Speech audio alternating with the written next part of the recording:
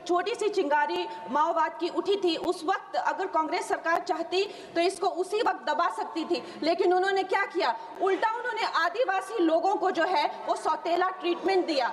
उनके बीच में जो एक वैचारिक दूरियां थी उनको कभी भी उन्होंने खत्म नहीं किया।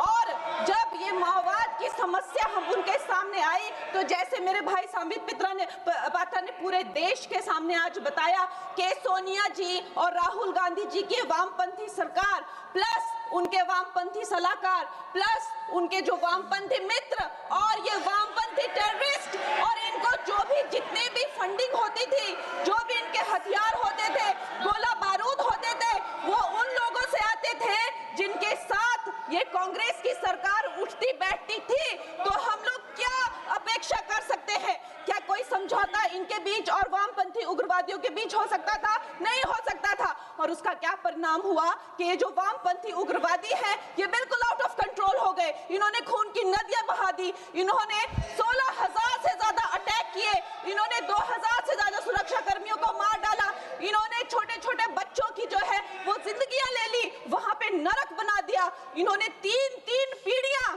ये जो है नक्सलवाद की जो आग में है जो इन्होंने झोंक दी। और जब इसके अंधेरे में पूरी तरह से जो ये क्षेत्र है जो डूब गए, जिन छोटे छोटे बच्चों के हाथ में लैपटॉप और कलम होनी चाहिए थी उनके हाथों में इन्होंने बंदूकें दे दी। अध्यक्ष महोदय, इन्होंने जब पूरी तरह से उनका भविष्य खत्म कर दिया तो पूरी तरह से अंधकार में तो अपना हाथ झटक लिया। इनको रेड कॉरिडोर बोल के, नो गो जोन बोलकर जो है पूरे देश में बदनाम कर दिया।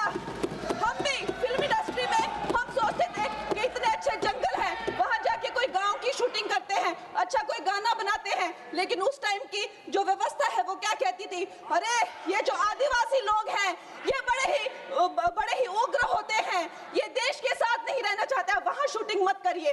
खुद की असफलता छुपाने के लिए इन्होंने पूरे देश से जो है आदिवासी समाज को इन्होंने आइसोलेट कर दिया। लेकिन हमारे प्रधानमंत्री श्री नरेंद्र मोदी जी कहते हैं कि रात चाहे कितनी भी लंबी हो वो रात ही है, सवेरा होना निश्चित है।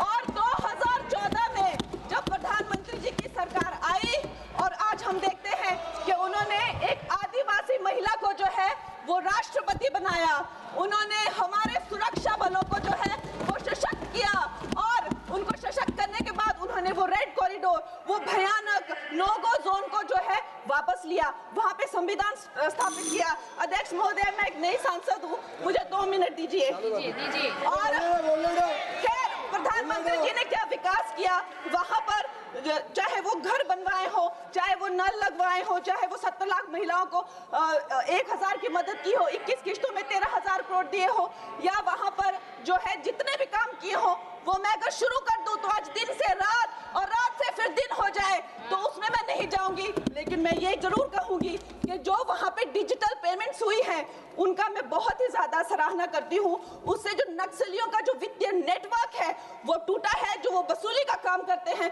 वो टूटा है, जिससे वो खोखले हुए हैं। उसके साथ में सबसे सराहनीय काम जो किया है वो मैं कहूंगी विकास और विश्वास के साथ जो हमारी सरकार ने इसको जोड़ा है।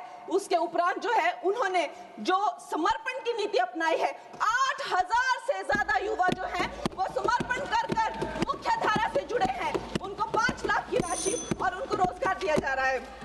महोदय जी, मेरे पास कहने के लिए तो बहुत है लेकिन मुझे बहुत ही कम समय मिल रहा है। सदन के पास समय नहीं है। इस तरह की नीति हमने दोगो में भी अपनाई है और वहाँ भी बोडो में, आसाम में भी 10,000 से ज्यादा लोगों ने समर्पण किया है। और मैं अंत में अध्यक्ष महोदय जी, मैं यही कहना चाहूंगी कि गृह मंत्री जी ने और प्रधानमंत्री जी ने पूरे देश में यह संदेश दिया है कि ये देश बंदूक की नोक से नहीं चलेगा, ये